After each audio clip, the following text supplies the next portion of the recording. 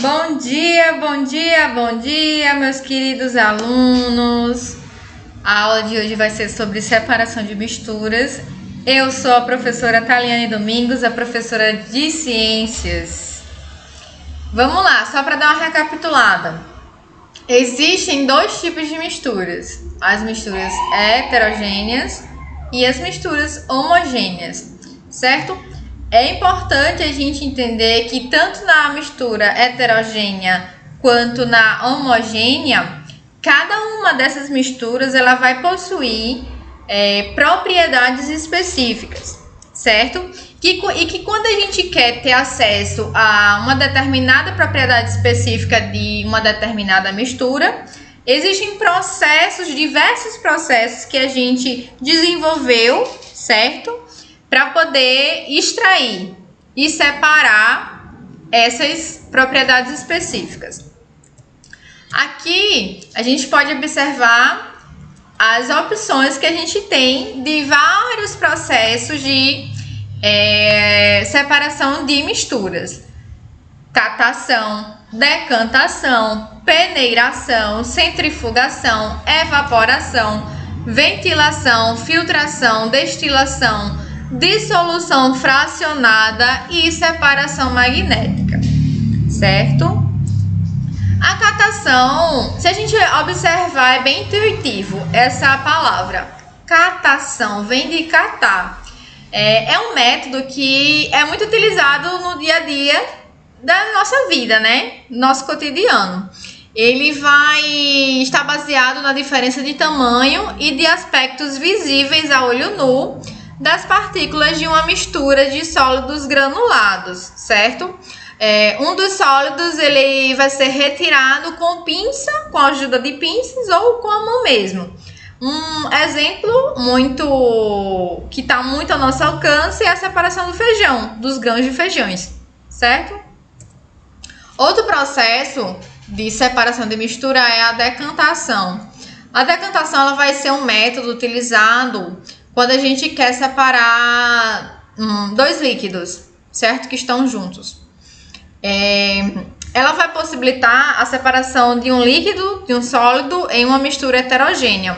Nesse tipo de decantação, o sólido se deposita no fundo do recipiente e o líquido é lentamente transferido para outro recipiente. Como vocês podem observar na imagem, aqui em um recipiente eu tenho água barrenta e eu deixo esse recipiente em repouso e a partir de um tempo depois, né, eu vou observar que todo o barro vai estar depositado no fundo do recipiente e a água vai estar acima, possibilitando então a remoção da água do barro, né? O barro e a água separados.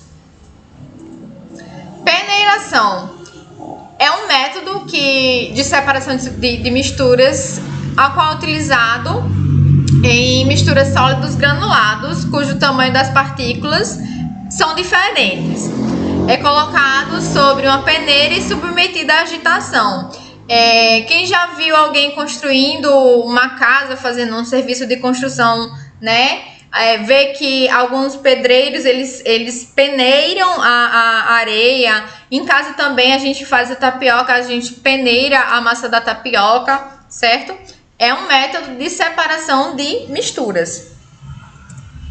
A centrifugação é um método de separação em que a força gerada por um movimento circular intenso vai possibilitar a separação das fases de uma mistura, certo?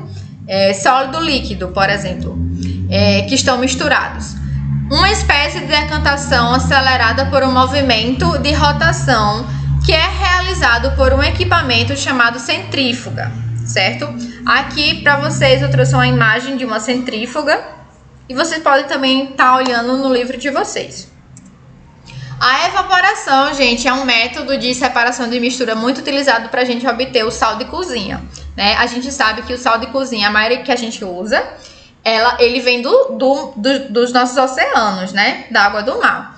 Então, a evaporação é um método muito adequado para separar sólidos e líquidos.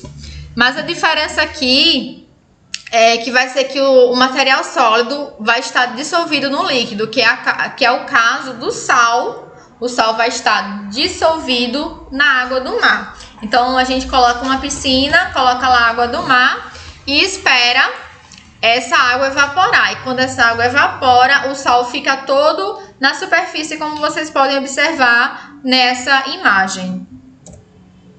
Outro método de separação de misturas é a ventilação. Esse método ele é muito utilizado para separar os grãos de arroz. Ocorre quando o sólido é mais leve, é separado por uma corrente de ar. Super fácil, não é? Filtração. Aqui é muito conhecido por nós que tomamos café. Trata-se de uma separação de misturas heterogêneas do tipo sólido mais líquido e sólido mais gás, certo? Consiste na passagem da mistura por um material poroso, ou seja, por um filtro. O líquido ou o gás passa pelos poros do filtro e o sólido fica retido, como a gente pode observar nessa figura, né? Se a gente trazer para o nosso cotidiano, quando a gente vai passar o nosso cafezinho, a gente coloca um funil com papel de filtro, né? Ou de pano. A gente coloca o pó do café dentro do filtro e depois passa água quente, né? Aí o pó do café vai ficar retido no filtro de papel ou no coador de pano, ok? Outro método é a destilação. É um método muito utilizado quando se tem uma mistura com componentes que apresentam temperaturas de ebulição muito diferentes, certo? Aqui o processo de destilação, por exemplo, quando você vai fazer o processo de produção de álcool. Um exemplo. Dissolução fracionada. O nome mais ou menos significa que eu vou separar as substâncias que estão juntas por partes. Como a gente pode observar nessa figura. Eu tenho o primeiro recipiente com água e açúcar e areia. Eu vou deixar esse recipiente em repouso. E com o tempo eu vou observar que a areia vai se depositar no fundo do recipiente e a água e o açúcar vai ficar acima, certo? Possibilitando que eu possa retirar essa água com açúcar depois. Outro método é a questão também que eu posso retirar essa água através de um processo chamado sifonação, certo? Esse método ele vai ser utilizado para separar os componentes de uma mistura, como eu falei no início.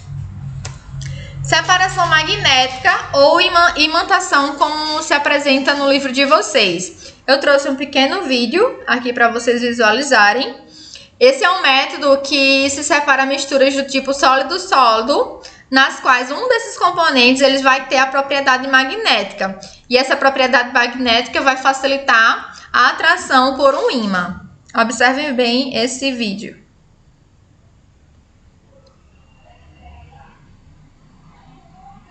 Eu tenho um recipiente com areia e com pregos de ferro.